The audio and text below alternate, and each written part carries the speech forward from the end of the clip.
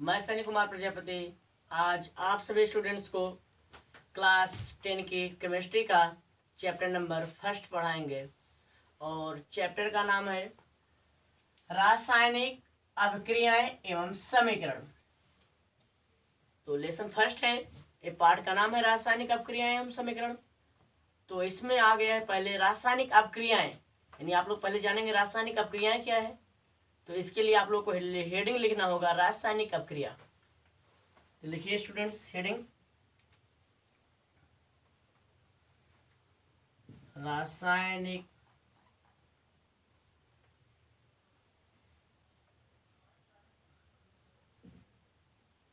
अभिक्रिया।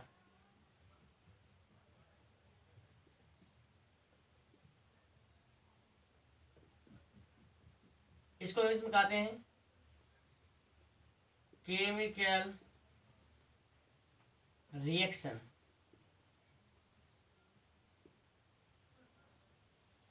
तो dear students, आप लोग जानेंगे रासायनिक अभिक्रिया की पहले परिभाषा क्या होता है। रासायनिक अभिक्रिया की परिभाषा तो एक बार पहले सुन लीजिए, तब इसके बाद मोबाइल बोर्ड पर लिख दे रहे हैं। तो सबसे पहले से रासायनिक अभिक्रिया का परिभाषा सुनिए। जब दो या दो से अधिक पदार्थ आपस में मिलकर एक या एक से अधिक नए गुणधर्म वाले पदार्थ का निर्माण करते हैं तो उसे रासायनिक अभिक्रिया कहते हैं। तो हम यहां पे लिख दे रहे हैं, जब दो या दो से अधिक पदार्थ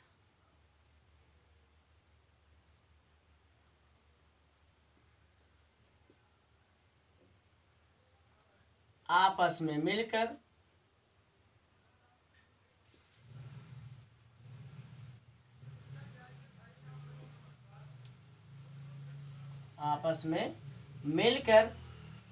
एक या एक से अधिक नए गुणधर्म वाले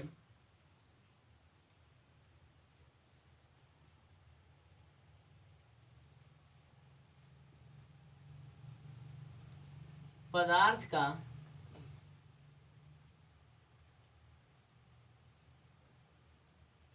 निर्माण करते हैं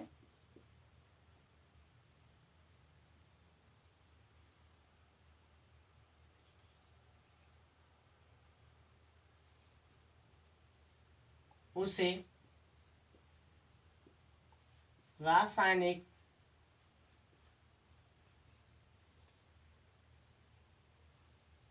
अभिक्रिया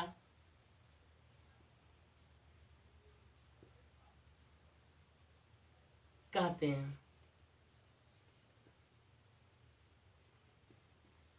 तो डियर स्टूडेंट्स, यहाँ पे परिभाषा हम लिख दिए रासायनिक अभिक्रिया का परिभाषा।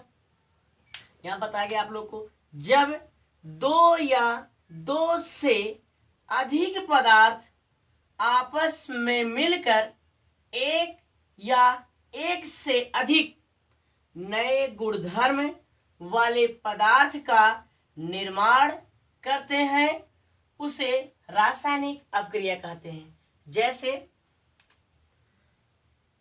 आप लोग लिख लीजिए, जैसे NaCl यानी Na+Cl, यानी एक पदार्थ Na है और दूसरा पदार्थ क्या है, Cl। तो यह जब अभिक्रिया करता है क्या बनाएगा, NaCl। इसके पहले Na का गुणधर्म कुछ था और Cl का भी कुछ गुणधर्म कुछ था, लेकिन जब ये दोनों अभिक्रिया करके NaCl बना लिए तो इसका गुणधर्म जो आएगा इन दोनों से अलग होगा।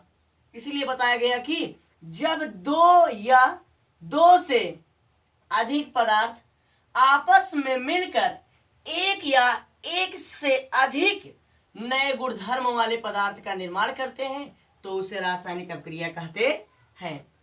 तो जो यहाँ पे ये सब पदार्थ हैं, यानी एरो के पहले वाले जो पदार्थ हैं, इसको हम लोग अभिकारक कहते हैं, और एरो के जो बाद होते हैं उसको हम लोग क्या कहते हैं, उत्पाद कहते हैं। तो आप लोग पहले अभिकारक लिख लीजिए, इसको भी परिभाषा आप लोग जानते रहिए। अभिकारक, अभिकारक इसको इंग्लिश में कहते हैं रिएक्टेंट। रिएक्टेंस मीन्स क्या होता है, अभिकारक। ध्यान दीजिए स्टूडेंट्स, इसका परिभाषा क्या होगा अभिकारक का, रासायनिक अभिक्रिया में भाग लेने वाले पदार्थ को अभिकारक कहते हैं। जैसे यहां देखिए Na और Cl इस अभिक्रिया में रासायनिक अभिक्रिया है, इसमें भाग ले रहे हैं, तो इसलिए हम लोग इसको क्या कहेंगे, अभिकारक। लेकिन स्टूडेंट्स आप लोग यह ध्यान में रखिएगा, भाग लेने का मतलब 1 2 3 होना नहीं है, यहाँ पे भाग लेने का मतलब है संयोग होना। तो इसीलिए आप लोग परिभाषा लिखेंगे अभिकारक में, रासायनिक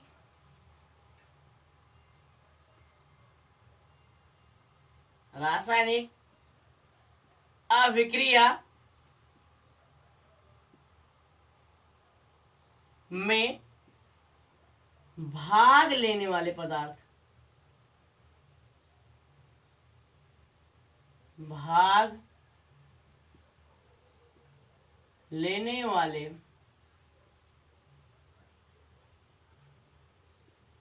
पदार्थ को अभिकारक कहते हैं। डियर स्टूडेंट्स, यहां बताया गया कि रासायनिक अभिक्रिया में भाग लेने वाले पदार्थ को अभिकारक कहते हैं। जैसे यहां देख लीजिए CaSO4 यानी कैल्शियम सल्फेट जब ZnO जिंक ऑक्साइड से अभिक्रिया करता है तो देखिए क्या बनाएगा, CaSO4 means calcium sulphate, ZnO मतलब जिंक ऑक्साइड से जब अभिक्रिया करता है तो बना लेगा CaO कैल्शियम ऑक्साइड, फिर इसके बाद प्लस, इसके बाद बनाएगा ZnSO4 जिसको हम लोग कहते हैं जिंक सल्फेट। तो यहाँ बताएगा रासायनिक अभिक्रिया में भाग लेने वाले पदार्थ, यहाँ CaSO4 और ZnO दोनों भाग ले रहे हैं, दोनों भाग लेकर के तब इसके बाद ये बना रहे हैं CaO और इसके बाद ZnSO4 बना रहे हैं, यानी ये दोनों पदार्थ क्या कर रहे हैं, भाग ले रहे हैं। इसलिए इन दोनों पदार्थों को हम लोग क्या कहते हैं, अभिकारक कहते हैं, अभिकारक। सो माय स्टूडेंट्स, रासायनिक अभिक्रिया में भाग लेने वाले पदार्थ यानी CaSO4 इसके बाद ZnO दोनों पदार्थ आपस में भाग ले रहे हैं, इसलिए यह क्या हो गए, अभिकारक हो गए। अब इसके बाद आप लोग अगले हेडिंग लिखेंगे उत्पाद। क्या लिखेंगे, उत्पाद। इसको इंग्लिश में कहते हैं प्रोडक्ट। प्रोडक्ट मीन्स क्या होता है, उत्पाद। तो ध्यान दीजिए, रासायनिक अभिक्रिया में भाग लेने वाले पदार्थ तो अभिकारक हो गए। उत्पाद में क्या बताएंगे, रासायनिक अभिक्रिया के फलस्वरूप बने पदार्थ को क्या कहते हैं हम लोग, यहाँ पे उत्पाद कहेंगे। चाहे ये बताइए, नहीं तो ऐसे बताइए, रासायनिक अभिक्रिया होने के बाद जो पदार्थ बनता है उसे उत्पाद कहते हैं। तो यहाँ पे हम इसको लिख दे रहे हैं, इसका परिभाषा व्हाइट बोर्ड पर, रासायनिक अभिक्रिया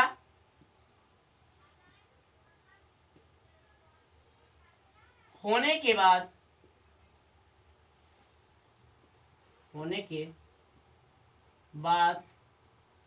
बने पदार्थ को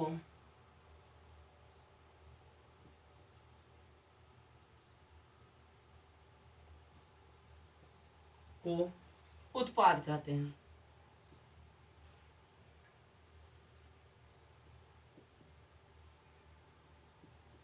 तो डियर स्टूडेंट्स, उत्पाद की परिभाषा यहाँ पे लिख दिया गया, रासायनिक अभिक्रिया होने के बाद बने पदार्थ को, रासायनिक अभिक्रिया जब हो जाती है उसके बाद जो पदार्थ बनता है उसे हम लोग क्या कहते हैं, उत्पाद कहते हैं। जैसे देख लीजिए, जैसे देख लो, जैसे आप लोग ले लीजिए MgO, मैग्नीशियम ऑक्साइड प्लस यहां पे ले रहे हैं CaCl2, कैल्शियम क्लोराइड। देखिए जब मैग्नीशियम ऑक्साइड कैल्शियम क्लोराइड से अपक्रिया कर रहा है तो देखिए क्या बना रहा है। पहले बनाएगा MgCl2, मैग्नीशियम क्लोराइड बना लिया, फिर प्लस इसके बाद क्या बनाएगा CaO, calcium oxide. Magnesium oxide calcium chloride से अपक्रिया करके मैग्नीशियम क्लोराइड और इसके बाद कैल्शियम ऑक्साइड बना लिया। तो इसमें क्या बताया गया परिभाषा उत्पाद का, रासायनिक अभिक्रिया होने के बाद, यानी कि रासायनिक अभिक्रिया हो रही है किसके किसके, मैग्नीशियम ऑक्साइड और कैल्शियम क्लोराइड। मैग्नीशियम ऑक्साइड और कैल्शियम क्लोराइड की रासायनिक अभिक्रिया हो रही है। इसके बाद ये पदार्थ बन गया, क्या बना, मैग्नीशियम क्लोराइड और कैल्शियम ऑक्साइड। यह क्या कहलाएगा, उत्पाद कहलाएगा। उत्पाद क्यों क्यों उत्पाद कहलाया, क्योंकि रासायनिक अभिक्रिया होने के बाद बने पदार्थ, यानी जो पदार्थ बनेगा उसे हम लोग क्या कहते हैं, उत्पाद कहते हैं। तो डियर स्टूडेंट्स, आप लोगों को समझ में आया इतना? अगर नहीं आया तो एक बार हम फिर से इसकी परिभाषा रिपीट कर दे रहे हैं। इसके बाद आप लोग फिर से अगर नहीं समझ में आ रहा है तो इस वीडियो को दोबारा फिर से देख लेना। तो सुन लो फिर से एक बार।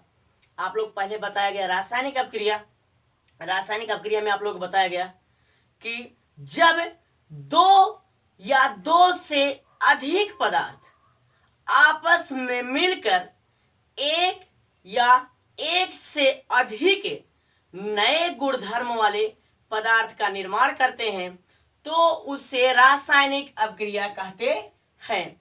इसके बाद फिर आप लोगों को बताया गया अगली हेडिंग अभिकारक। इसमें बताया गया अभिक्रिया में भाग लेने वाले पदार्थ, भाग लेने का मतलब बताए हमने, मीन्स संयोग करके जो अपक्रिया होती है, तो अपक्रिया में भाग लेने वाले पदार्थ को हम लोग क्या कहते हैं, अभिकारक कहते हैं।